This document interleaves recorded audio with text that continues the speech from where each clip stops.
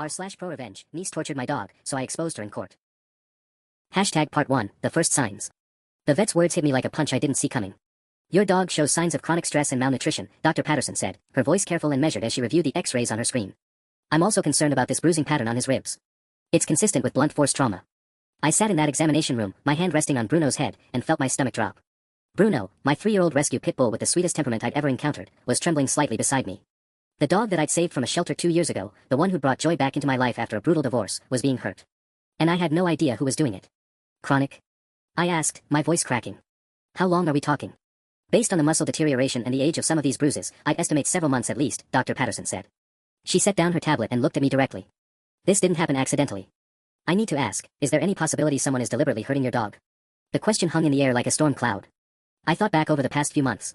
Bruno had been acting strange lately, more withdrawn, sometimes flinching when people approached him. I'd attributed it to him just having an off period. I work long hours as a project manager at a tech firm, and I'd been traveling more than usual for work. But when I was home, Bruno seemed fine. Happy. Normal.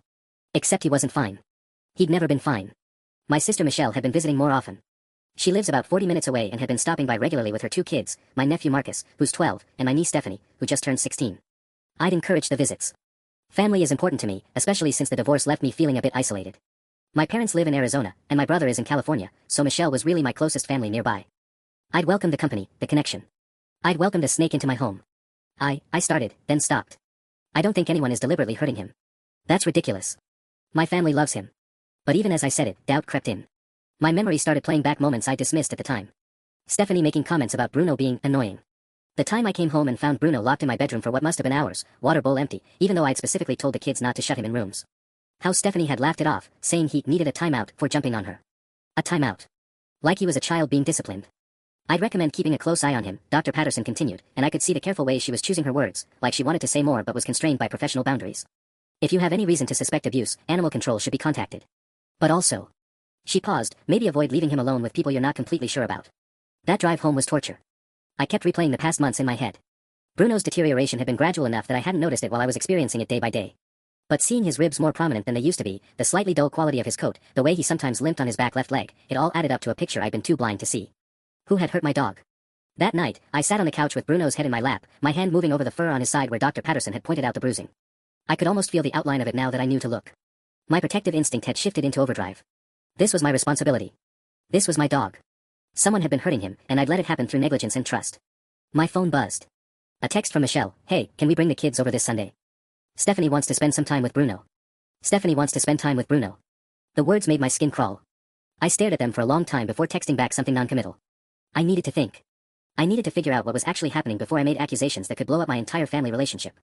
But my gut was already screaming at me that I knew exactly what was happening. I didn't sleep well that night. I kept getting up to check on Bruno, running my hands over him, looking for injuries I might have missed. By 3 in the morning, I was sitting in my kitchen with a cold cup of coffee, my laptop open, searching for things I'd never thought I'd need to look up, pet abuse patterns, behavioral changes in traumatized dogs, how to gather evidence. The search results made me feel sick. By the time Sunday morning rolled around, I'd made a decision. I wasn't going to confront anyone yet. I wasn't going to make wild accusations without proof. But I was going to find out what was happening to my dog. Whatever it took. I spent Sunday researching discreet home security cameras, the kind that could hide in places most people wouldn't think to look. The kind that recorded to cloud storage so no one could delete the footage. The kind designed for exactly this purpose, even if the product descriptions never explicitly said, catch someone hurting your dog. I told Michelle I wasn't feeling up to visitors that day. She didn't push back. And that, somehow, made it worse. Because I couldn't help but wonder if she already knew. Hashtag Part 2, the setup. By Tuesday, the cameras arrived. I'd ordered them during a lunch break at work, paid the extra for overnight shipping, and spent the following evening setting them up with the kind of meticulous care I usually reserve for work projects. There was one in the living room, positioned behind a decorative plant on the bookshelf where it had a clear view of the couch and the hallway. Another in the kitchen, tucked into a corner where it blended with the existing decor. I even installed one in my bedroom, aimed at the door and the space near my closet where Bruno sometimes retreated when he was anxious. I felt like I was betraying my own family with every camera I mounted. The thought made me nauseous. Who does this? Who secretly films people in their home? Someone whose dog is being tortured, a voice in my head answered coldly. The cameras sync to a cloud app on my phone, and I tested them obsessively, pacing around my house, watching the feeds on my screen, making sure everything was recording properly. The quality was surprisingly good. Crystal clear, actually. There would be no mistaking anything that happened in front of these lenses. Wednesday came and went. No visits. I felt almost relieved, but also guilty for feeling that relief. What kind of uncle feels glad that his family isn't coming over? What was I becoming? Thursday night, Michelle texted, can we do lunch this Saturday instead? I promised Stephanie she could see Bruno. She's been asking about him constantly. Is he okay? You haven't brought him around lately. The question felt loaded. Is he okay? As if she didn't know. As if my sister, hadn't been watching her daughter hurt my dog. Except, what if she didn't know? That was the thing that twisted in my gut more than anything else. I'd been assuming Michelle was complicit, that she somehow knew about the abuse and was allowing it to continue. But what if she genuinely didn't know? What if Stephanie had been doing this behind everyone's back, and when I confronted the family about it, they wouldn't believe me either? They'd already think I was paranoid for avoiding the visits. I needed proof. Real, undeniable proof. I texted back, Saturday sounds good. Lunch at my place. I'll cook. Saturday morning, I was a nervous wreck.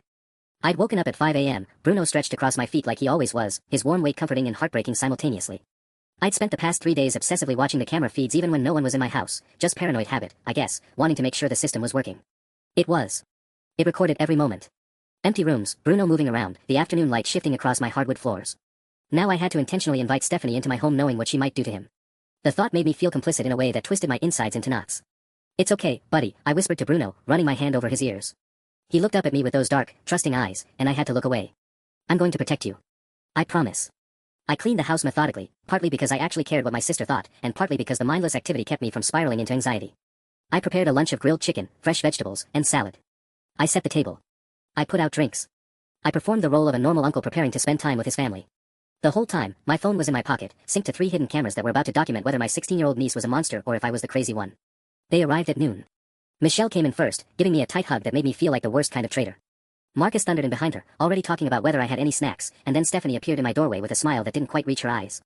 Hey, uncle, she said, and there was something in her voice, something performative about it, that made my skin prickle. Where's Bruno? He's in the backyard, I said. I deliberately kept him outside, wanting a buffer, needing to control the situation. Why don't you go say hi to him while I finish up lunch? I watched her face carefully as she headed toward the sliding glass door. There was something, a flicker of something, that crossed her expression. Anticipation. Excitement. Or was I reading too much into every tiny expression now, seeing abuse where there was only teenage indifference? No. I wasn't imagining this. The vet's words echoed, consistent with blunt force trauma. In the kitchen, I kept my hands busy chopping vegetables while actually watching the kitchen camera feed on my phone. The angle caught the backyard through the glass door. I could see Bruno in the frame, could see Stephanie approaching him. He didn't run to her. That was notable. Usually dogs got excited when people came outside. Bruno just waited. Wary. They were too far away for me to see details, and the backyard camera wasn't set up yet. I'd been too worried about the outdoor placement being too obvious. I cursed myself for that oversight. Stephanie bent down, and I held my breath. She was reaching toward Bruno, and he was backing away. Backing away from his family member like she'd hurt him before. Because she had hurt him. Fury bloomed in my chest, hot and clean in a way that cut through the confusion and doubt. Is lunch ready? Michelle appeared in the kitchen, and I had to school my expression into something normal. Almost, I said, forcing a smile. Just finishing up. The meal was tense. I watched Stephanie like a hawk, looking for tells, for cracks in her perfect teenage facade. She was polite. She made conversation. She complimented my cooking. If I hadn't already known something was wrong, would have thought she was a perfectly normal 16-year-old girl. But I did know. Or at least, I was pretty sure I knew. And I was setting a trap. After lunch, while Bruno was still in the backyard and Michelle was distracted helping Marcus with something on his phone, I made my excuse. I need to check on something in my office, I said to the group. Make yourselves comfortable. Bruno's still out back if you want to hang with him, Stephanie. I watched her on my phone screen as I retreated to my bedroom. She waited until she was sure I was gone. I could see the moment she checked, listening for my footsteps, for the sound of an office door closing. Then her expression shifted. The friendly teenage mask dropped like she'd been holding it by a thread. She stood up and headed for the sliding glass door. My hands were shaking as I watched the kitchen camera feed. She was going outside. She was going to be alone with Bruno. And in my house, in my carefully positioned cameras, there would be proof of whatever happened next. I had orchestrated this moment. I had invited my niece here knowing this might happen.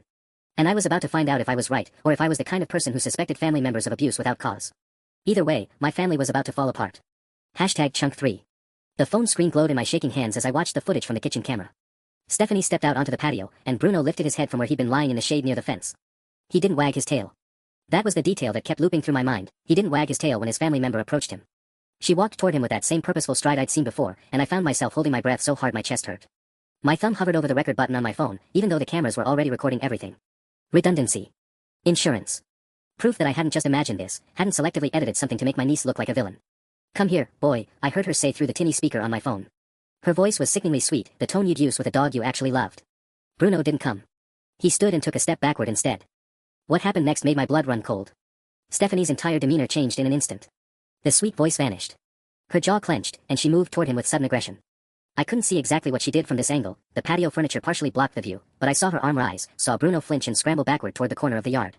Stupid dog, she hissed, and I felt something inside me snap like a branch underfoot. My hand was already on my doorknob before I'd consciously decided to move. Every instinct screamed at me to charge out there, to confront her, to grab her and shake her and demand to know why she hurt my dog. But I forced myself to stop. To breathe. To think. If I went out there now, it would look like I'd been spying. It would look like I'd set a trap. It would confirm every accusation her parents would inevitably make about me being paranoid and vindictive. More importantly, it would contaminate any legal argument I might have later. Entrapment. Manipulation. Those would be the words her lawyers would use. I stayed in my room. Watching. Recording. Stephanie circled Bruno, who had retreated to the farthest corner of the yard, pressed against the fence. I could see the tension in his body even through the phone screen, the way his head was down, his body low. Submission. Fear. He had learned that when she was like this, compliance was safer than resistance. She said something else, something I couldn't quite hear, and then she turned and walked back inside. Her expression had shifted again, the mask was back on, that perfect teenage veneer sliding into place like she'd never taken it off. I heard the sliding glass door open and close. Heard her voice call out, "Uncle, where's the bathroom?" My mouth was dry. My hands were shaking. I had video evidence of abuse captured on 2 separate occasions now, 3, if you counted this afternoon, and it was all synchronized to the cloud, backed up to multiple locations, documented with timestamps that no one could dispute. I had what I needed. So why did I feel like I was going to throw up? Guest bathroom is just off the living room, I called back, keeping my voice steady through sheer force of will. Second door on your left. I waited 5 minutes after I heard her emerge from the bathroom before I left my room. Michelle was in the living room flipping through a magazine. Marcus was on his phone. Stephanie was sitting on the couch looking absolutely serene, like she hadn't just been terrorizing a helpless animal in my backyard. "I'm going to bring Bruno back inside," I announced, keeping my tone casual.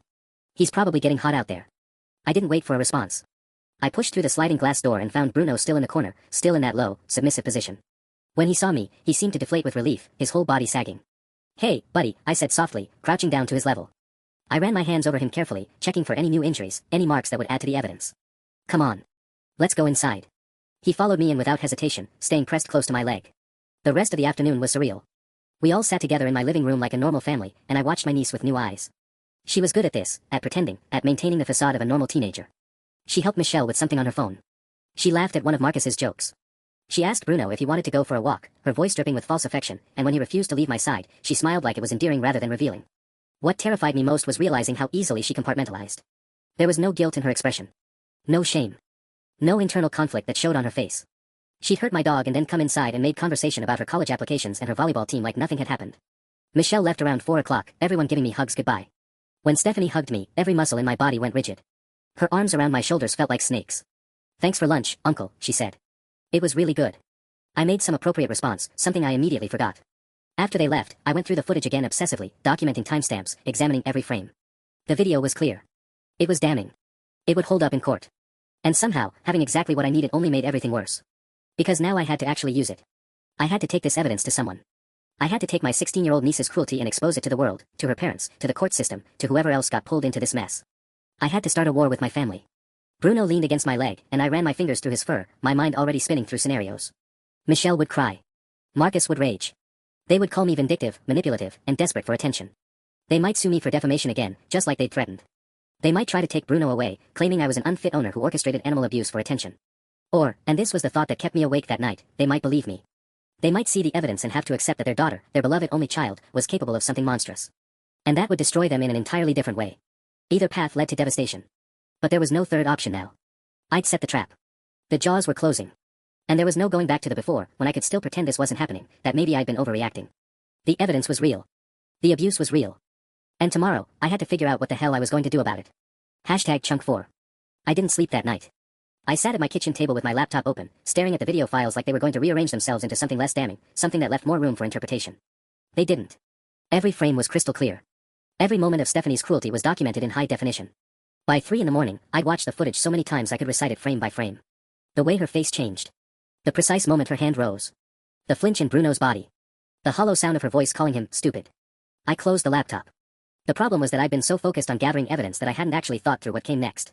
Did I confront them? Did I go straight to law enforcement? Did I hire a lawyer first? The smart move seemed to be the lawyer route, but that meant admitting I'd secretly installed cameras in my own home, something that might actually look suspicious even if my reasons were pure. My phone buzzed at 6:47 a.m. A text from Michelle, *thanks again for lunch. Bruno seemed a bit off yesterday though. Is he okay? He was acting weird around Steph, *. My hands actually went numb. She'd noticed. Not enough to question it, apparently, but she'd noticed. Which meant either my sister-in-law was starting to pick up on something, or Stephanie's behavior had been obvious enough that even a casual observer couldn't completely miss it. I stared at those words for a long time. Bruno seemed a bit off. If they'd noticed something was wrong, why hadn't they asked me directly? Why hadn't they expressed real concern? Because they didn't want to believe it. Because believing it meant their daughter was a monster, and that was easier to avoid than to face. I didn't respond to the text. Instead, I called my lawyer. I'd consulted with her once before, a custody dispute with an ex years ago, so her number was still in my phone. She answered on the third ring, sounding confused that anyone would be calling at 6:50 a.m. I didn't bother with pleasantries.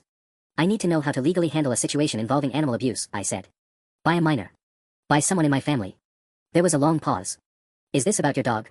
Word traveled fast in our circle. I shouldn't have been surprised. Yes, I confirmed. I have video evidence. Multiple incidents. I'm trying to figure out the right way to proceed without making things worse. Come to my office, she said. 10 a.m. And bring the evidence. The next 3 hours were agony. I took Bruno to the vet, a different vet than I usually saw, someone in the next town over. I didn't want any complications with my regular veterinarian knowing about the situation before I'd figured out how to handle it myself.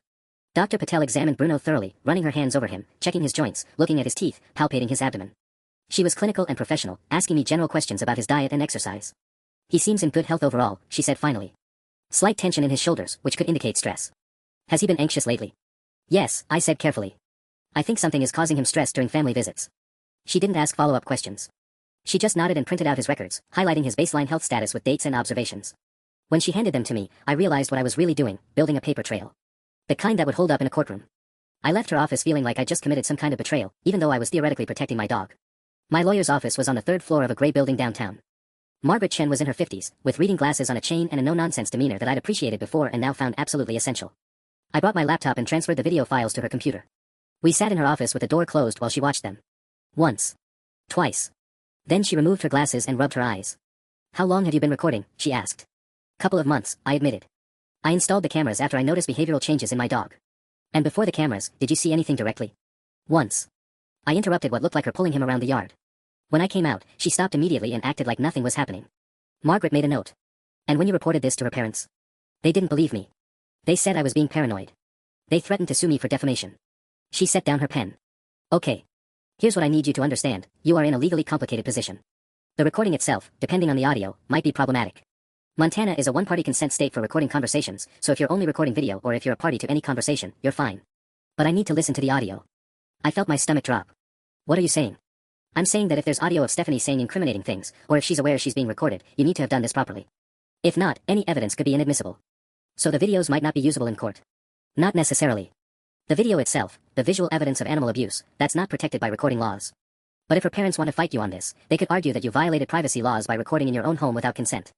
It's complicated, and frankly, it depends on a lot of specifics. I felt like the ground was shifting beneath me. I just wanted to prove what was happening to my dog.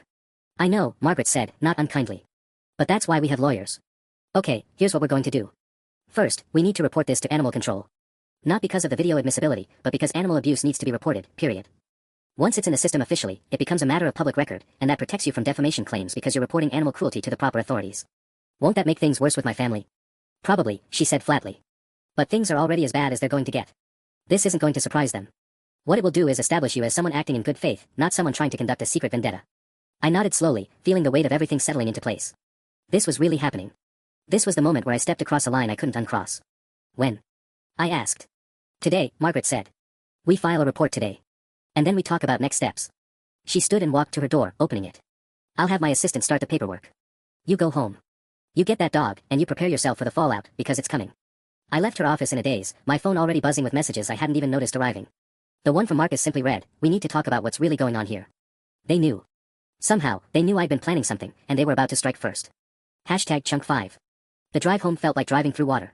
Everything moved in slow motion, and my hands gripped the steering wheel so tightly my knuckles turned white. Marcus's message sat in my phone like a loaded gun. We need to talk about what's really going on here, not, I need to talk to you. Not, can we discuss something? We. Like it was a unified front. Like they'd already had a meeting about me. I'd expected them to be defensive. I prepared myself for anger, denial, threats. What I hadn't expected was for them to move first. By the time I pulled into my driveway, there were 3 more messages. One from my brother David, Marcus's husband, saying almost the exact same thing. And one from my sister-in-law Michelle asking if she could pop by today because they needed to clear the air about some family stuff. The phrasing was careful, neutral, but the intent was clear. They were staging an intervention. I sat in the car for 10 minutes just breathing, trying to think through what this meant. Had someone from my vet's office called them? No, that was ridiculous. Patient confidentiality existed even for dogs. Had I been sloppy? Had I left some sign of the cameras visible? I'd been so careful, checking and rechecking the angles, making sure the tiny devices were hidden behind picture frames and tucked into corners where they blend into the background. Unless Stephanie had found one. That thought hit me like a physical blow. Of course. A 16-year-old, spending time in my house regularly, would eventually find something if she was looking for it. And if she was abusing my dog, wouldn't she be paranoid? Wouldn't she be checking to see if she'd been caught? I pulled out my phone and opened the app that connected to my hidden cameras. All 3 feeds were live. No tampering that I could see. But that didn't mean she hadn't noticed something and reported it to her parents without proof. My phone rang. It was Marcus, and I watched it buzz in my hand like it was a snake. I answered. "Hey," he said, his voice carefully controlled. "We're coming over in about an hour. Michelle, David, and me. We need to talk about this dog situation, and we need to do it face to face." "Okay," I said, because what else could I say? Saying no would only make them more suspicious. "And we're bringing Stephanie," he added, and there was something in his voice that made my skin crawl. A kind of satisfied tone. Like he was playing a card he'd been holding the whole time. My mouth went dry. Why? Because accusations have been made, and she deserves the opportunity to defend herself. To defend her character. David and I have been talking, and we think you've been under a lot of stress lately. The divorce, work stuff, maybe you're projecting some things onto Stephanie that aren't really there. But we want to help you work through this as a family." The implication was clear. They thought I was unhinged. They thought this was about something else entirely, and I was using the dog as an excuse to lash out at a teenager I secretly resented. "Marcus, I started, then stopped. What could I say? I couldn't tell him about the cameras, about the lawyer, about the report that Margaret was filing today. Not now. Not before I had a chance to understand what I was walking into. "We just want to talk," he said. "That's all. 1 hour." He hung up before I could respond. I sat in the car for another 5 minutes, then got out and went inside. Bruno was waiting by the door, his entire body doing that full-body wiggle that pit bulls were known for. He had no idea what was coming. He had no idea that his abuser was about to walk into this house, that we were about to have some kind of confrontation that might end with him being forced to spend more time with her, not less. I filled his water bowl and gave him a handful of treats, and he followed me around the house as I tried to figure out what to do. Margaret had said to report it today. But if I reported it before this meeting, and they found out, they'd think I was acting behind their backs. They'd paint me as the villain in the story, the paranoid uncle who secretly recorded evidence and went to authorities without giving family a chance to resolve things internally. And if I waited until after the meeting, I'd be sitting in a room with Stephanie while knowing what she'd done to Bruno. I'd be looking at her face and seeing every moment from the videos superimposed over her current expression. There was no winning move here. There was only the move that was least catastrophic. I texted Margaret, *, they're coming to the house. They know something is wrong. Should I still file today, *? Her response came back in seconds. "Did you tell them about the cameras?" "No. *, file today. Before the meeting. You need that report on record. Right now it's just your word against theirs. Once animal control has a documented report, you have institutional backup. Trust me, *. She was right. Of course she was right. Margaret didn't charge what she charged by being wrong. I called Animal Control's non-emergency line and went through the reporting process, my voice steady despite my hands shaking. I described what I'd observed, mentioned the video evidence, provided all the dates I could remember. The woman on the phone, Officer Rivera, took detailed notes and assured me that an official report was being filed and that someone would be in touch within 24 hours. When I hung up, the deed was done. I'd crossed Margaret's uncrossable line. There was no going back now. By the time the knock came at my door, I'd showered, changed into clean clothes, and had my expression arranged into something neutral. Bruno was in the backyard, safely away from this conversation. I'd made sure of that immediately after the phone call. I opened the door to find Marcus and David standing there with their arms crossed in identical positions, a mirror of their united front. Michelle stood behind them, and then there was Stephanie, looking small and innocent in a way that made my stomach turn because I'd seen her do the opposite of innocent. She'd seen the cameras. That much was obvious from the smug calculation in her eyes. She knew I'd been documenting everything, and she'd run straight to her parents with some version of the story that painted me as the unreasonable one. "We need to talk about this," Marcus said, stepping into my house uninvited. "Because we think you need help, and we want to be there for you." And just like that, I understood. They'd reframed the entire situation. I wasn't the whistleblower anymore. I was the problem. I was the one they needed to manage. #Chunk6. "Help," I repeated, the word tasting bitter on my tongue. "You think I need help?" Marcus settled himself on my couch like he owned it, and David followed suit. Michelle hovered near the kitchen doorway, uncomfortable in a way that suggested she'd been brought along as a witness rather than a true believer. Stephanie took the armchair across from me, crossing her legs with the casual confidence of someone who'd already decided how this conversation would end. "You've been under a lot of stress," Marcus continued, his tone the same one he'd used to explain something to a child. "The divorce was brutal. Work's been demanding. And we get it, sometimes when we're struggling, we look for outlets. We look for people to blame. I'm not blaming anyone," I said carefully. "I'm describing what I've witnessed." "In your own home," David interjected. "Which is admittedly isolating. You're alone all day with the dog, Anne. I work from an office 3 days a week," I cut in. "And I have colleagues, friends, a life outside this house." Stephanie made a small sound, something between a scoff and a sigh. My hands clenched.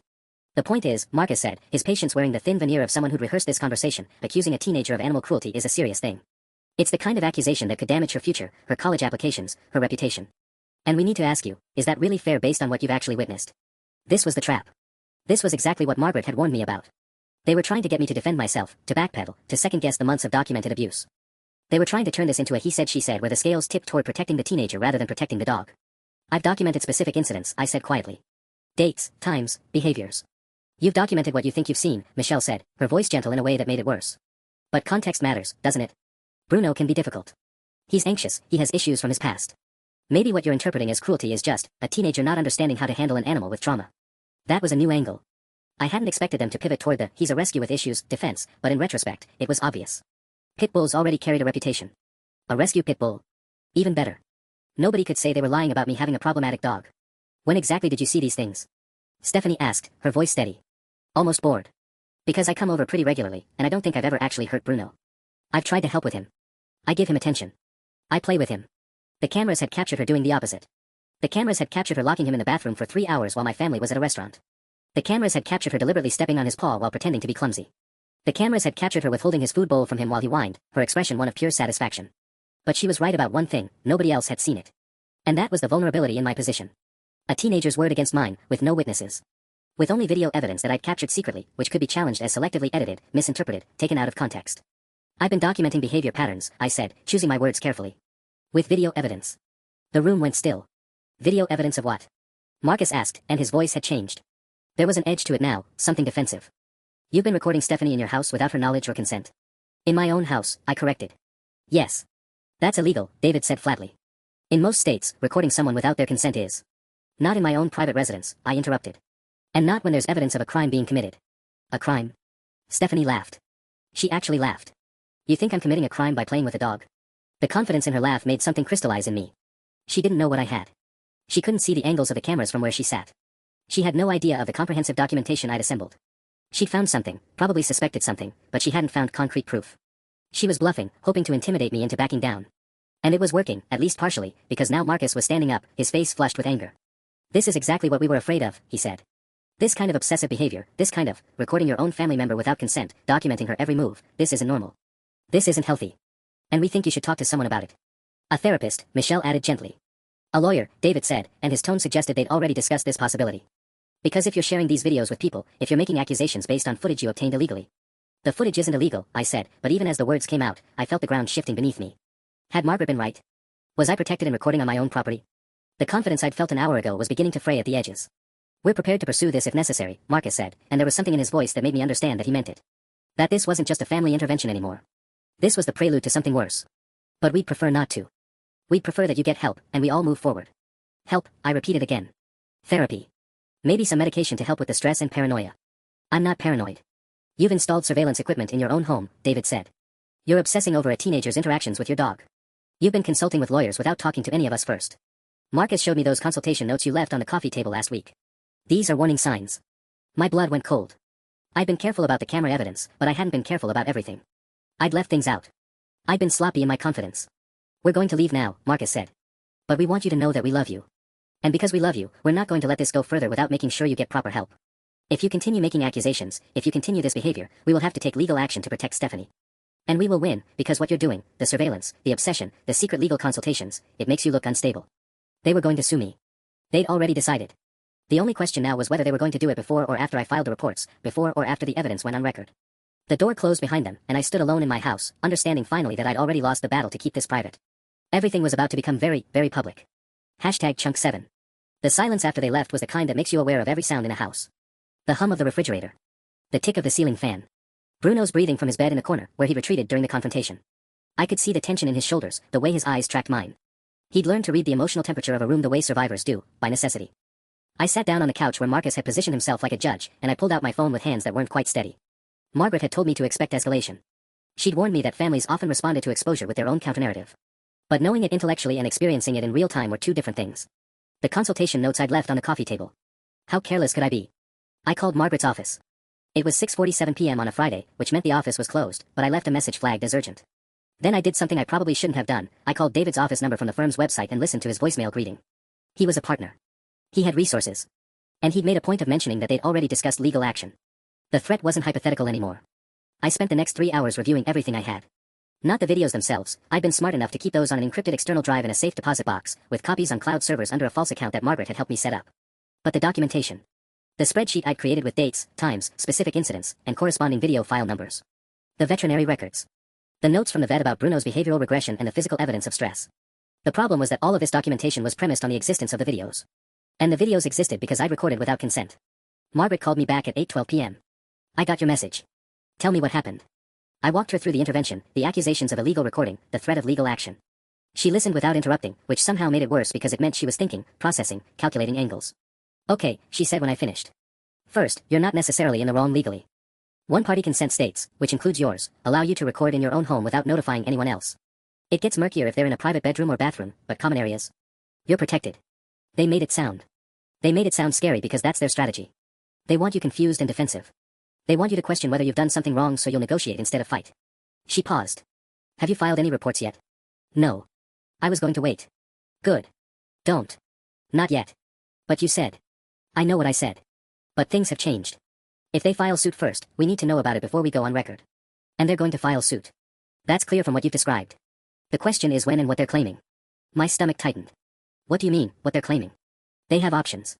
They could sue for invasion of privacy, though that's weak in your jurisdiction. They could try to claim you're making false accusations and they're acting to protect Stephanie's reputation. They could even go after you for emotional distress or defamation if you've told people about the abuse. She took a breath.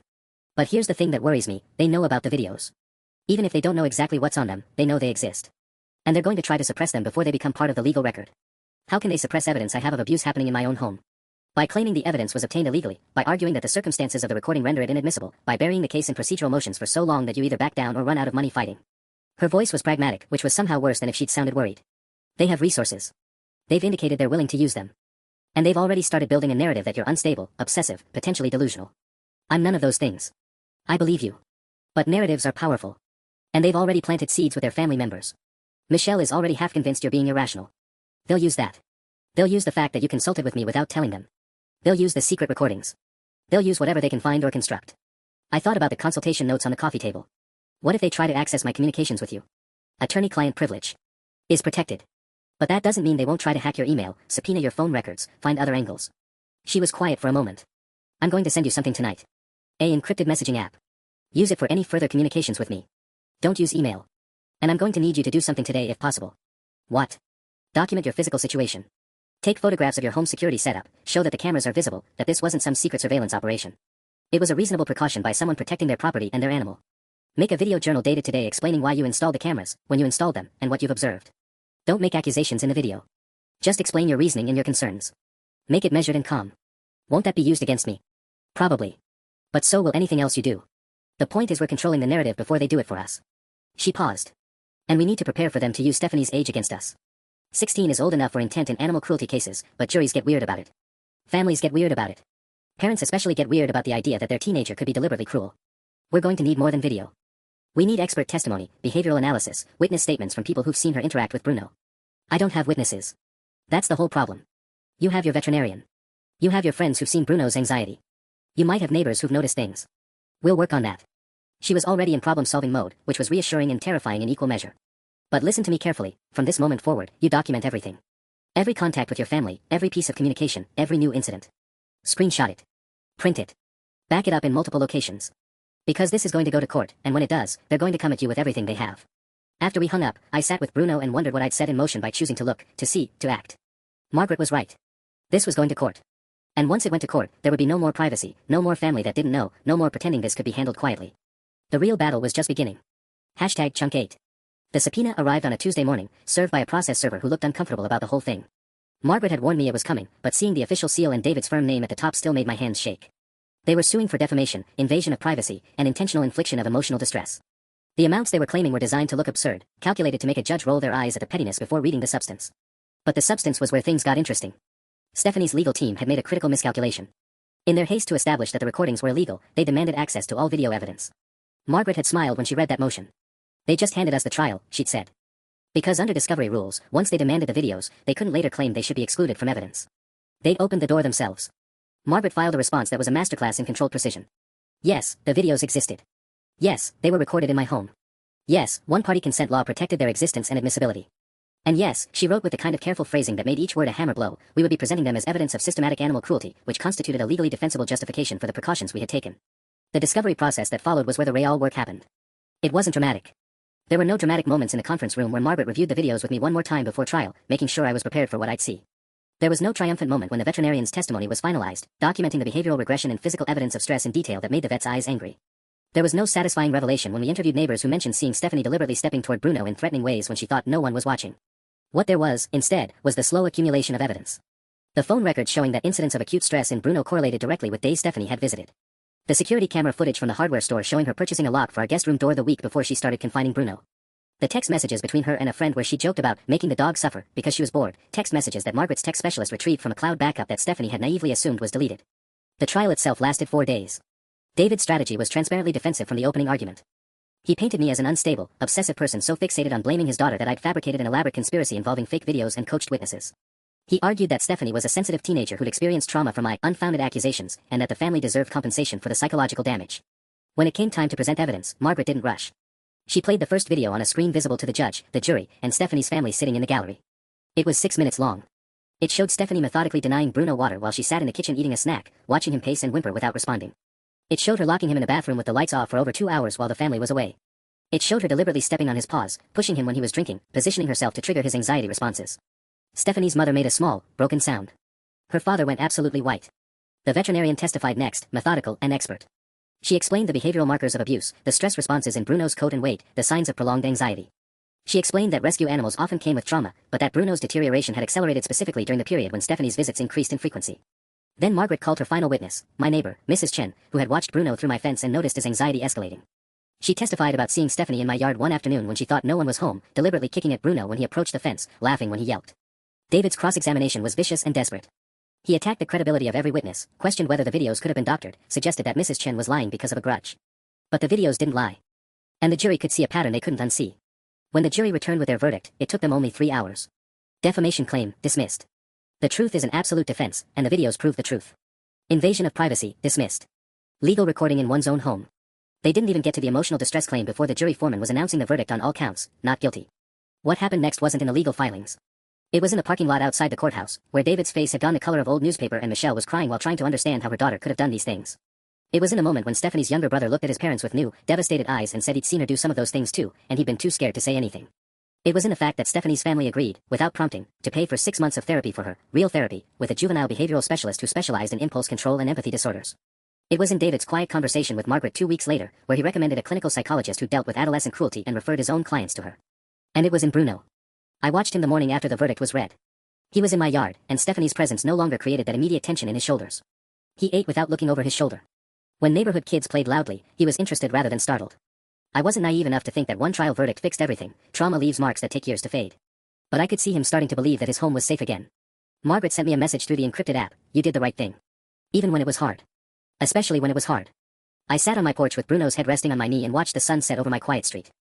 The narrative had been ours to control in the end, not because I'd lied better than they had, but because I'd documented the truth. Because I'd chosen to see, to act, and to push back against the kind of denial that lets cruelty continue.